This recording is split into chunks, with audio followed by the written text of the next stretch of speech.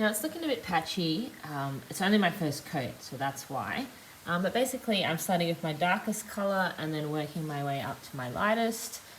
Your first coat can just be a bit choppy. I'm only doing it where I want sort of the colours to show through, and then as we add our coats of paint, it will get smoother and neater and look much nicer. First coat is on. So I've just mixed together very roughly all the colours that I'm going to use just to see sort of what it looks like. Now look, if you do it and it's your first coat and you think, I don't like it, then it's all good. You can paint over it once it's dry. But I'm pretty happy with this combination, so we'll probably put another mix match coat on and before we blend, and I'll show you that process when we get there. So I've put my second layer of my paint on and it's starting to look a lot smoother and a lot nicer. It's still a bit streaky, but we'll sand that out and it'll look good. The next layer that I'm going to do will be my blending. So I'm going to try and blend all these colours together and have a fairly smooth transition. I want to keep the feet black because I think that looks nice, the bold bottom. Alright, so I've just started to blend the black and the blue. And now it's still wet, so it's going to look a bit iffy, but once it dries, you'll have an idea of how it looks and if there's any more you want to add or take away from each of the colours. So I'm going to go ahead now and blend the blue and the green.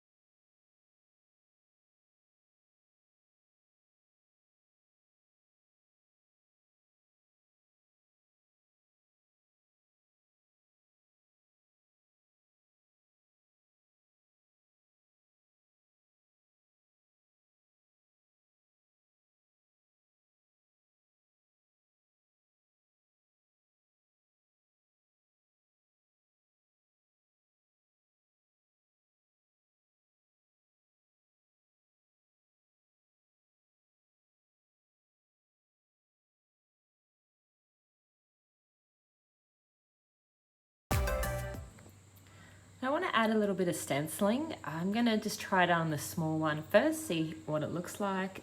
If I don't like it, look, I'll just paint straight back over it, so that's the beauty of it. So I'm just using some cardboard cut into little spatula sized pieces, and I'm just got my 3 paints ready to go. I'm just going to dip that in the paint and scrape it up wherever I want.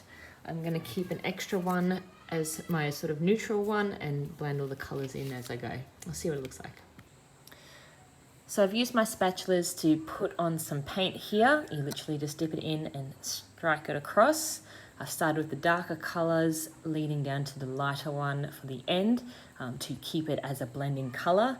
I've just gone for a subtle look, as you can see that the colours I use are the same as I used on the main piece.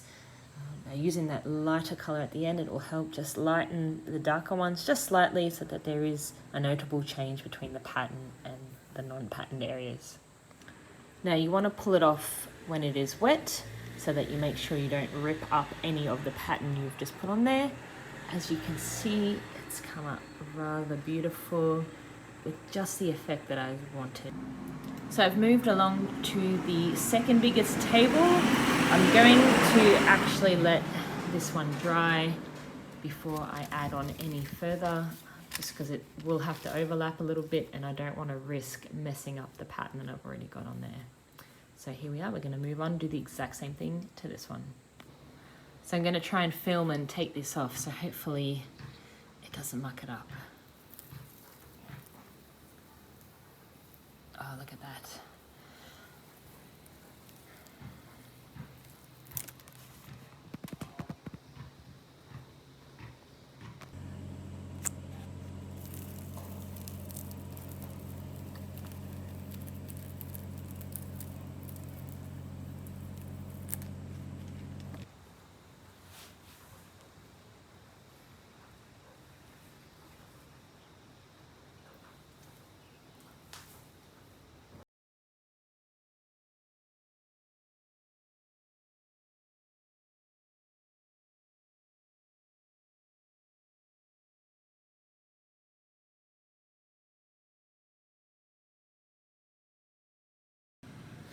All right, so I'm just going to give it a little bit of a sand. I've got a fine sanding pad from Bunnings. It's just one of the skinny sponge ones. It doesn't say what grit it is, it just says fine, so pick up one of those because I find them really great at smoothing out any of the chalk paint surfaces. So I started to give it a bit of a sand. Now don't be alarmed, it is a bit chalky because it is the chalk paint.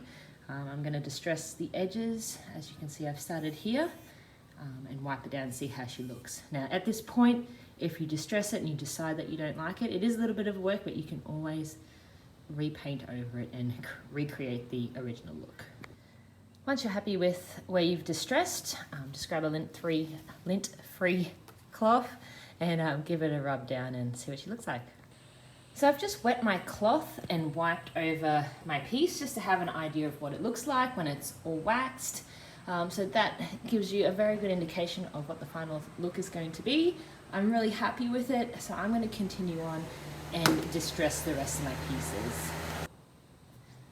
All right, that's my second piece with the chalk dust on top. I'm going to spray it off now so you can see the difference.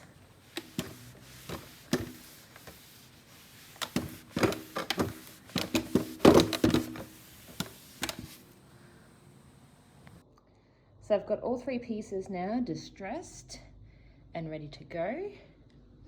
I think I'm going to put a bit of black wax on them. I'm going to use some clear Cabot's top coat for the very top. I'm going to do a few coats of that because I want it to be hardy. And then I'm just going to use some wax on the legs. So we'll start that process in a moment.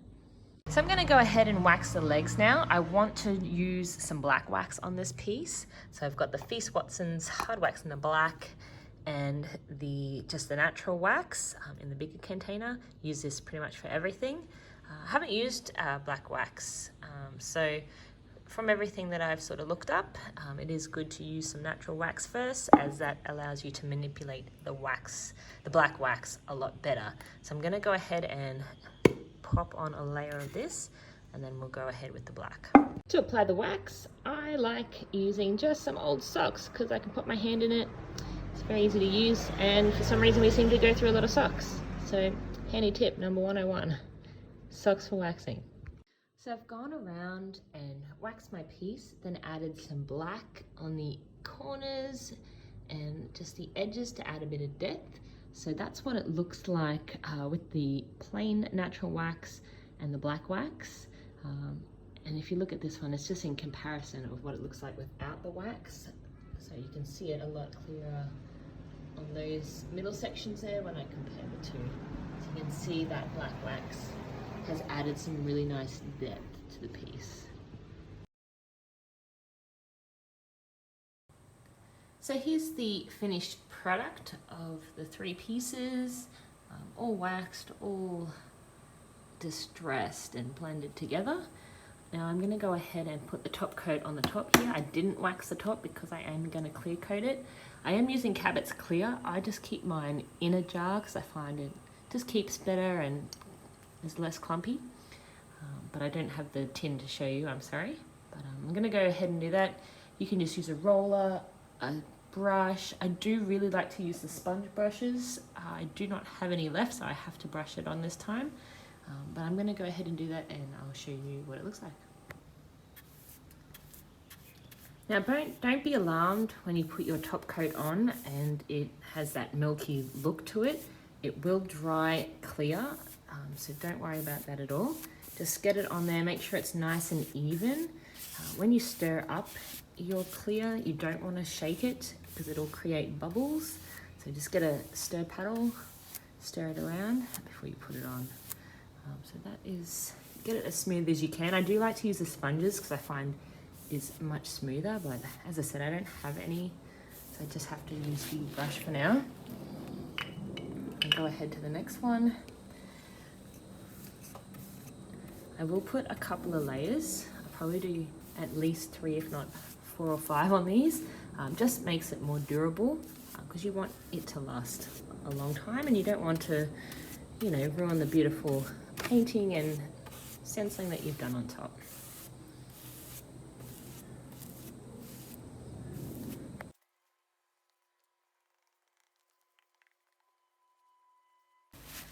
Now, if you have any excess, you do want to rub it off. Maybe not with a tissue because that's not working very well.